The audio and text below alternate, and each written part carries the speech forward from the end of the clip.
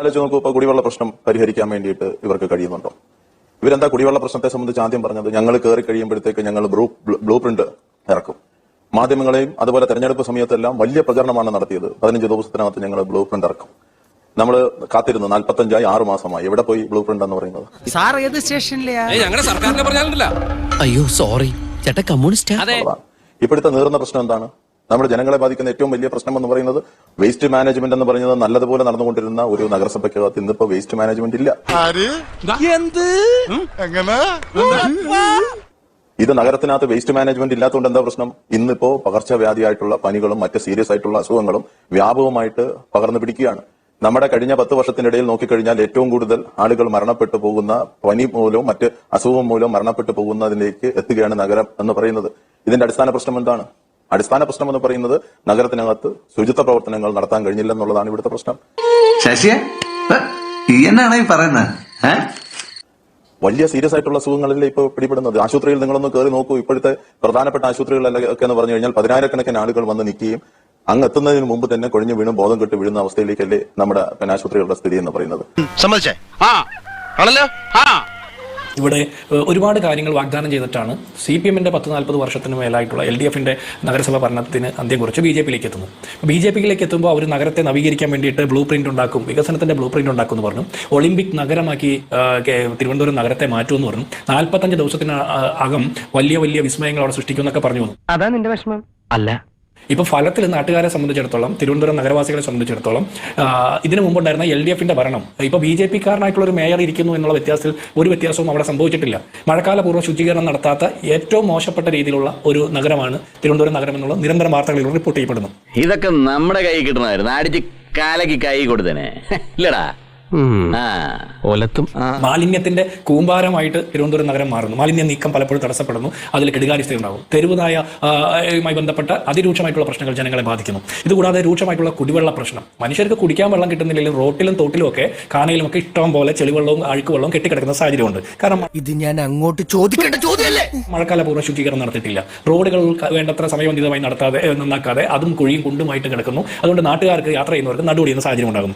കാപ്പ കേസിലെ പ്രതിയൊക്കെ ഗുണ്ടയൊക്കെയാണ് നഗരസഭയുടെ നേതൃത്വം നൽകിക്കൊണ്ടിരിക്കുന്നത്. അങ്ങനെയുള്ള എല്ലാ വിഷയങ്ങളും ഭരണസ്തംഭനത്തിന്റെ ഏറ്റവും നല്ല ഉദാഹരണമാണ് തിരുവനന്തപുരം BJP ഭരിക്കുന്ന തിരുവനന്തപുരം കോർപ്പറേഷൻ ഭരണസമിതി.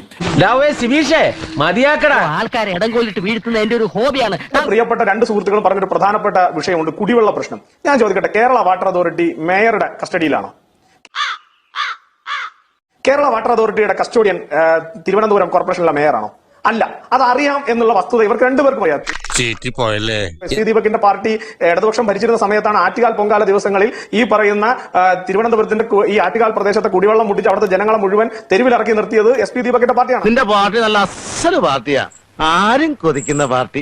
SP ദീപക് എന്ന് പറയുന്ന ഇടതുപക്ഷ ജനാധിപത്യ മുന്നണിയുടെ ഇന്ന് ജനാധിപത്യ ബോധവും ജനസ്നേഹവും ഒക്കെ പറയുന്ന ആളിനെ ഞങ്ങൾ എവിടെയും ഈ കേരള വാട്ടർ അതോറിറ്റിയുടെ മുന്നിൽ സമരം ചെയ്യാൻ വേണ്ടി കണ്ടില്ല. അല്ലെങ്കിൽ അവരോട് നിങ്ങൾ ഈ കാണിക്കുന്നത് ക്രൂരതയാണ്, ആ വെള്ളം വിട്ടുകൊടുക്കും, അവര് BJPക്ക് വോട്ട് ചെയ്തതിന്റെ പേര് കുടിവെള്ളം മുട്ടിക്കരുത് എന്നെങ്കിലും പറയാൻ SP ദീപകിന്റെ ജനാധിപത്യ ബോധം ഒരിടത്ത് ഞങ്ങൾ കണ്ടില്ല.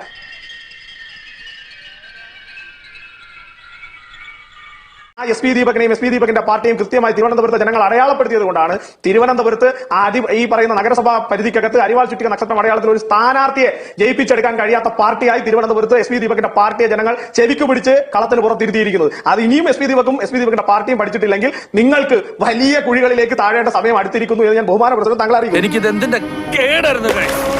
പ്രധാനപ്പെട്ട മറ്റൊരു കാര്യം വേസ്റ്റ് മാനേജ്മെന്റ്. ആ വിഷയത്തിൽ എനിക്ക് കുറച്ച് ഡീപ്പായി പറയാനുണ്ട്. അതായത് വേസ്റ്റ് മാനേജ്മെന്റ് തിരുവനന്തപുരം കോർപ്പറേഷനിൽ നടക്കുന്നില്ല.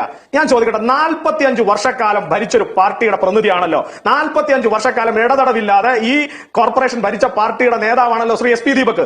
അങ്ങനെയുള്ള SP ദീപകിന് ഉളുപ്പ് എന്ന് പറയുന്ന വാക്കിന്റെ ലേശം തൊട്ടുതലോടി പോയിട്ടുണ്ടെങ്കിൽ താങ്കൾ ഇത്തരത്തിലുള്ള ഒരു പ്രസ്താവന പറയോ?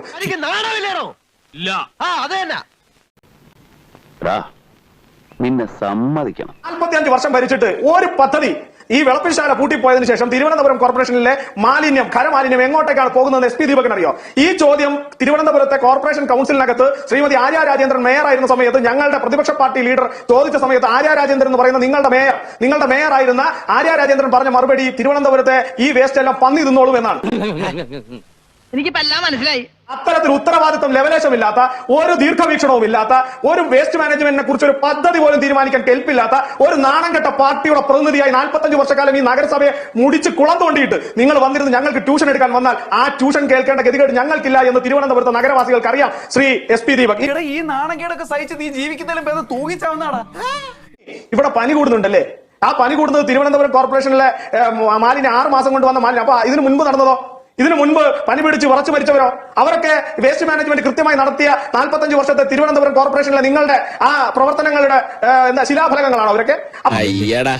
അപ്പൊ നിങ്ങൾ ഒരു എളുപ്പമില്ലാതെ നാണവുമില്ലാതെ ഇങ്ങനെ വന്നിരുന്ന് വായിൽ വരുന്നതെന്നും കോരക്ക് പാട്ട് പോലെ പറഞ്ഞു പോകാൻ തീരുമാനിച്ചാൽ ഞങ്ങൾക്കും ചിലത് പറയാനുണ്ട്. ഞാൻ ചോദിക്കട്ടെ SP ദീപകെ, നിങ്ങൾ പറയുന്നുണ്ടല്ലോ ഞങ്ങൾ വലിയ അക്ഷരമായ തെറ്റാണ് ചെയ്തിരിക്കുന്നത്, ഞങ്ങൾ ഇവിടെ ഭരണം നടത്തുന്നില്ല എന്ന് ചോദിച്ചു. അതെ, ഭരണം നടത്തുന്നില്ല എന്ന് നിങ്ങൾ പറഞ്ഞല്ലോ. നിങ്ങൾക്ക് എവിടെയാണ് BJPയുടെ ഭരണസമിതിയെ തെറ്റായി കാണുന്നത്? ഞാൻ ചോദിക്കട്ടെ, കരാർ പുതുക്കാതെ തിരുവനന്തപുരത്ത് CPMന്റെ ബിനാമികൾ കൈവശം വച്ചിരുന്ന നഗരസഭാ സ്വത്തുക്കൾ തിരിച്ചുപിടിച്ച് ലേലം ചെയ്തതിലാണോ നിങ്ങൾക്ക് BJP നടത്തിയത് തെറ്റായി പോയി എന്ന് തോന്നുന്നത്?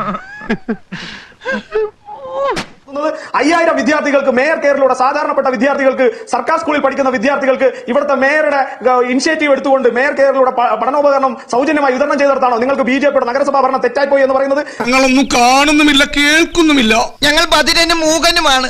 വിഴിഞ്ഞത്ത് നിങ്ങളുടെയും ഇടതുപക്ഷത്തിന്റെയും വലതുപക്ഷത്തിന്റെയും വോട്ട് ബാങ്കായി നിങ്ങൾ നിർത്തിയിരുന്ന ഒരു സമൂഹത്തിന് നിങ്ങൾ വെച്ചുകൊടുത്ത ഫ്ളാറ്റിനകത്ത് അഴിമതി കണ്ടെത്തിയപ്പോൾ ആ അഴിമതിക്കെതിരെ അന്വേഷണം പ്രഖ്യാപിച്ചെടുത്താണോ നിങ്ങൾക്ക് തിരുവനന്തപുരം കോർപ്പറേഷനിലെ മേയറെ അല്ലെങ്കിൽ തിരുവനന്തപുരം കോർപ്പറേഷനിലെ ഭരണസമിതി ചെയ്ത് തെറ്റാണെന്ന് നിങ്ങൾ കാണുന്നത്? വേലവയ്പ നിന്റെ വായിലെ നാവുകൊണ്ട് പച്ചവെള്ളം പോലും മരുന്നാക്കി വെക്കുന്നവനല്ലേ നീ?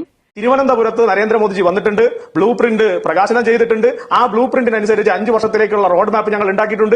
ആ റോഡ് മാപ്പിനനുസരിച്ച് 1 by 1 എന്നുള്ള നിലയിൽ ഞങ്ങൾ ആ പ്രവർത്തനങ്ങളിലേക്ക് മുന്നോട്ട് പോകുന്നുണ്ട്.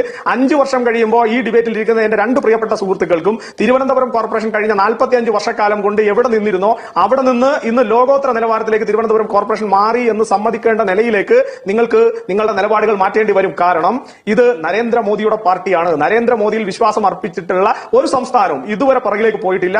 പ്രൈം മിനിസ്റ്ററുടെ അടുത്ത ആളാണെന്നാ കേൾക്കുന്നേ. ഡൽഹിയിൽ വലിയ പിടിപാടുണ്ടത്രേ. നിരവധി കരാർ നിയമനങ്ങൾക്ക് തിരുവനന്തപുരം കോർപ്പറേഷൻ നടന്നിട്ടുണ്ട്. മുൻകാലത്തൊക്കെ വലിയ വിവാദങ്ങളായിട്ടുള്ള പിൻവാതിൽ നിയമനം നടന്നിട്ടുണ്ട്. കുടുംബശ്രീ ക്യാൻറ്റീൻ മുതൽ, കുടുംബശ്രീ ക്യാൻറ്റീനിലെ ജോലിക്കാരെ വെക്കുന്നത് മുതൽ മുകളിലോട്ടുള്ള എല്ലാ നിയമനങ്ങളിലും CPMന്റെ പാർട്ടി കേഡറുകളെ നിയമിക്കാൻ വേണ്ടിയിട്ട് നടത്തിയിട്ടുള്ള പിൻവാതിൽ നിയമനങ്ങൾ മനോരമയടക്കമുള്ള ചാനലുകളും പത്രങ്ങളും കേരളത്തിലെ എല്ലാ മാധ്യമങ്ങളും റിപ്പോർട്ട് ചെയ്തിട്ടുള്ളതാണ്. അപ്പൊ അത് ചരിത്രമാണ്, അത് നമ്മുടെ മുമ്പിലുള്ള വിവരങ്ങളാണ്. CPMന്റെ പിൻവാതിൽ നിയമനങ്ങൾ, കരാർ നിയമനങ്ങളിൽ വഴിവിട്ട ഇടപെടലുകൾ BJPക്ക് തിരുത്തണ്ടേ? ശ്രീ രമേശ് ചെന്നിത്തലയും അതുപോലെ തന്നെ VD സതീശനും ഒക്കെ പറഞ്ഞത് പോലീസിൽ വലിയ അഴിച്ചുപണി നടത്തേണ്ട കാര്യമുണ്ട്, പോലീസിൽ ഇത്തരത്തിലുള്ള ക്രിമിനൽ വരുന്നുണ്ട് എന്ന് പറഞ്ഞപ്പോൾ അദ്ദേഹം പറഞ്ഞത് വന്ന ഉടനെ ഇതെല്ലാം ചെയ്യാൻ പറ്റില്ല, പതിയെ അറേഞ്ച്. അതുപോലെ നമുക്കൊരു റിസോഴ്സ് ഉണ്ട്. ആ റിസോഴ്സിൽ നിന്നുകൊണ്ടാണ് ഈ കോർപ്പറേഷന്റെ ഡേ ടു ഡേ കാര്യങ്ങൾ നടത്തിക്കൊണ്ട് പോകുന്നത്. ആ ഡേ ടു ഡേ കാര്യങ്ങൾ നടത്തിക്കൊണ്ട് പോകുന്ന ആ എനർജി, മാൻ പവർ പെട്ടെന്ന് ഒരു ദിവസം രാവിലെ എല്ലാവരും കൂടെ പിരിച്ചുവിടാൻ പറ്റില്ല. വല്ലാത്ത തലവേദന, ഞാനൊന്ന് കിടക്കട്ടെ.